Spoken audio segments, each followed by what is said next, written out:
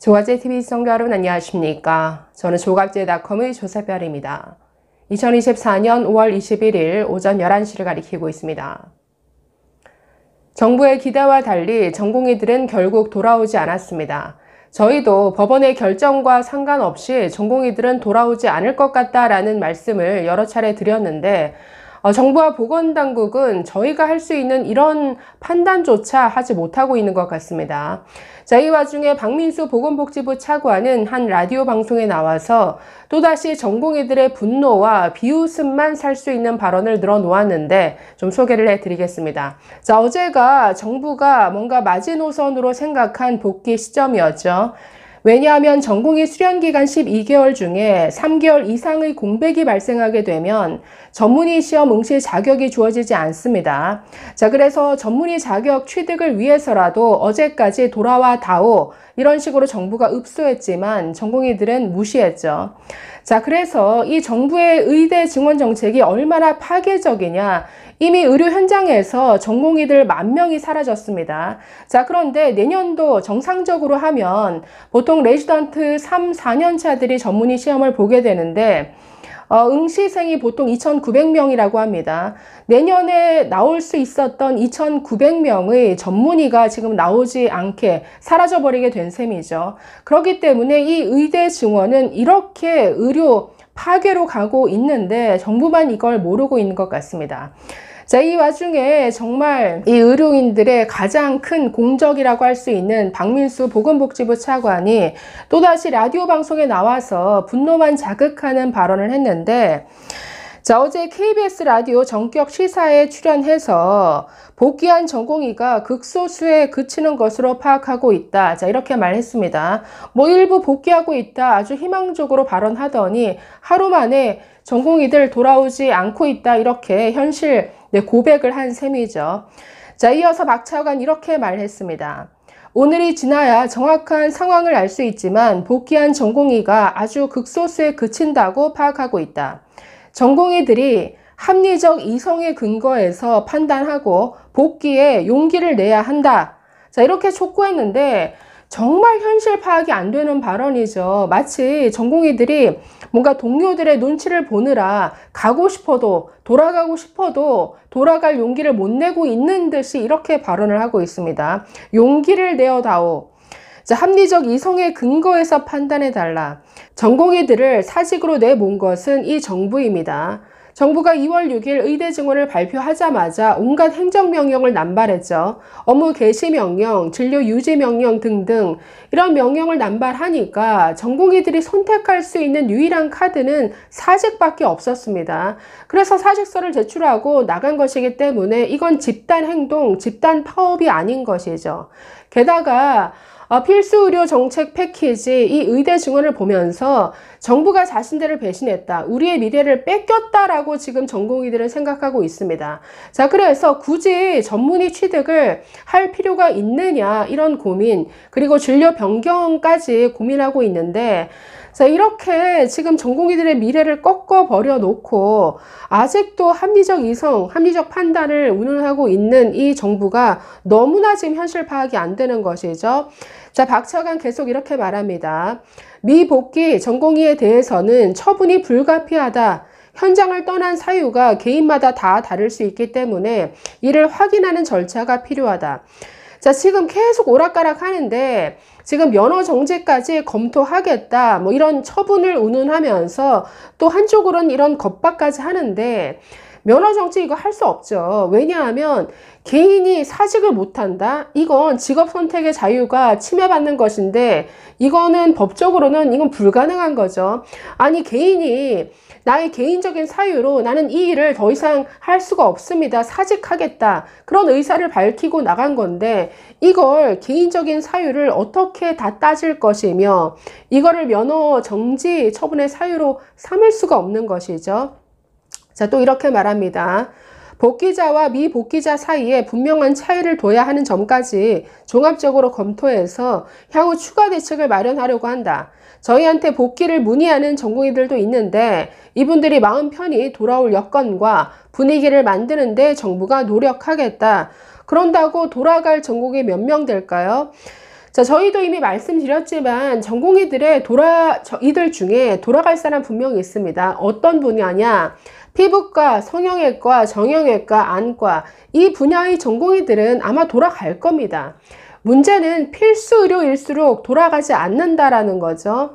자, 지금 필수 의료와 관련해서 이 정부가 내놓은 모든 메시지들은 앞으로 필수 의료 하면 망하는구나 이런 메시지를 줘왔습니다. 필수 의료를 하게 되면 완전히 낙오된 의사로 낙인 찍히는 셈이 되는구나. 필수 의료를 하게 되면 완전히 정부의 모든 명령에 따라야 하는 근무지까지 정부가 정해주는 이런 식의 완전히 정부의 노예가 되는 거구나. 이런 메시지를 던져줬다라는 것이죠. 그렇기 때문에 필수 의료일수록 전공의들은 돌아가지 않는다.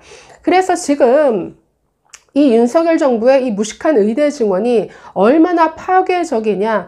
지금 필수 의료 분야에 있어서 완전히 대를 끊어놓게 되는 이런 결과로 가고 있습니다. 흉부외과, 신경외과, 소아과 이런 정말 이 생명과 직결되는 분야일수록 지금 그 대가 끊기게 생겼다라는 거죠. 전공의들 다 떠나보내고 의대생들 떠나보내고 지금 교수들이 근근히 이어가는 이 분야 지금 한 세대를 완전히 공백을 시켜놔버렸죠.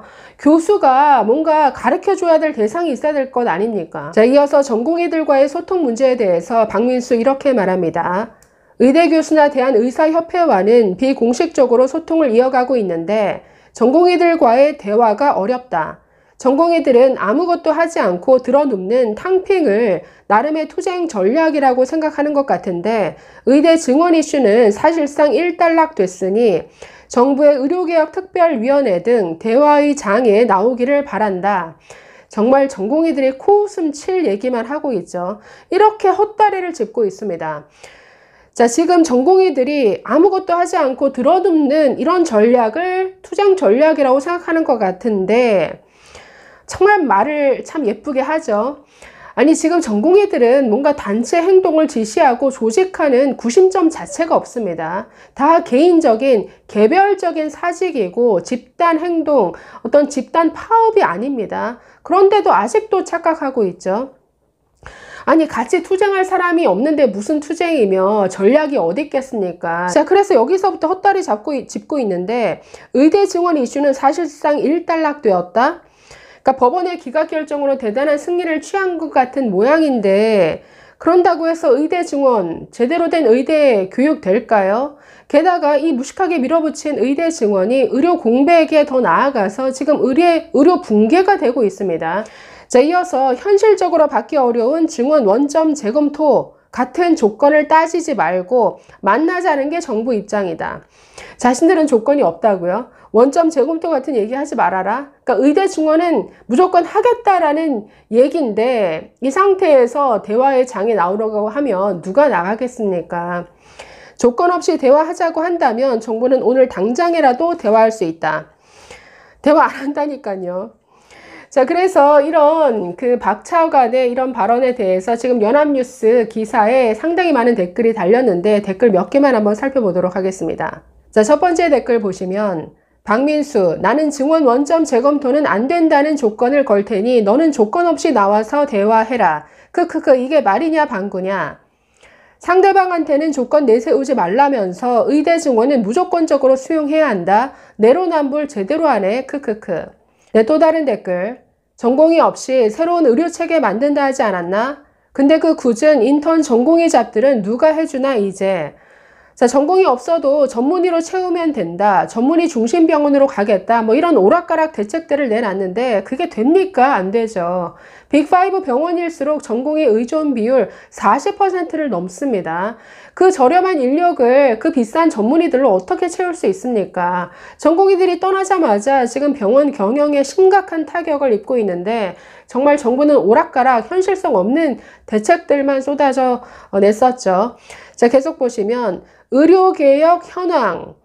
자, 의대생 99% 휴학, 인턴 96% 미계약, 전공의 94% 사직, 의대생 필수과 수련 의향 80%였다가 20%, 대형 병원 병상 가동률이 80이었다가 50%, 정부 지원금 3달간 7천억, 대학병원 파산 임박, 근무인원 수만 명 감봉, 무급 휴가, 주변 상권 붕괴.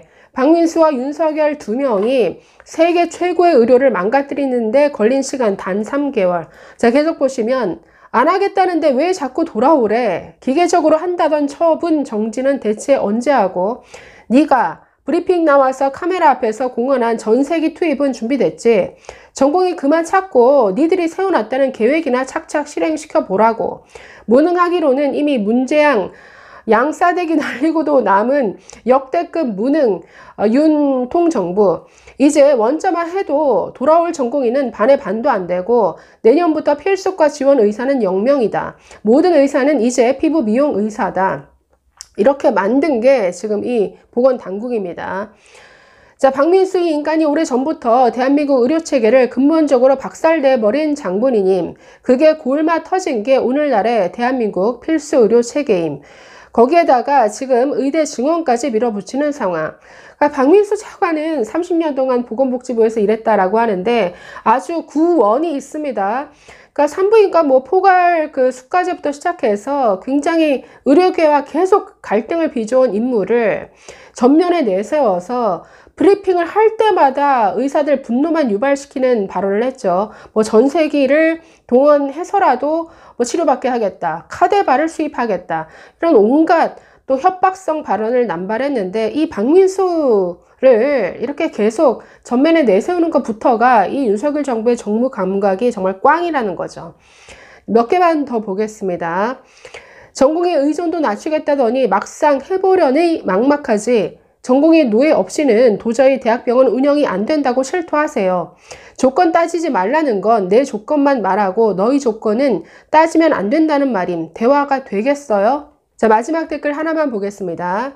생명을 살리는 일선의 필수 의료진들을 낙수효과로 갈 수밖에 없는 무능력한 사람으로 공식 발표했는데 그 치욕을 무슨 수로 감당하고 돌아오겠나. 환자밖에 모르는 바보같이 착하고 희생적인 의사 선생님들을 그 고귀한 희생을 무능한 의사로 낙인 찍어 버렸는데 왕창왕창 의사 수 늘리면 그 중에는 오갈 데 없는 무능한 의사도 있을 테니 그들은 기피하는 필수과로 갈 수밖에 없다고 정부가 낙인을 찍어 버렸는데 무슨 수로 돌아오겠냐. 책만 뒤적이고 시험만 통과해서 입으로만 떠드는 이놈들이 생명이 눈앞에서 오가는 그 치열한 병원 현장을 뭘 안다고 짓거리냐. 자, 그래서 이런 분노의 댓글이 정말 넘쳐나고 있습니다. 그런 응급 중증 환자일수록 앞으로 정말 재앙적인 이런 상황들이 펼쳐지지 않을까 걱정만 더하게 되네요. 감사합니다.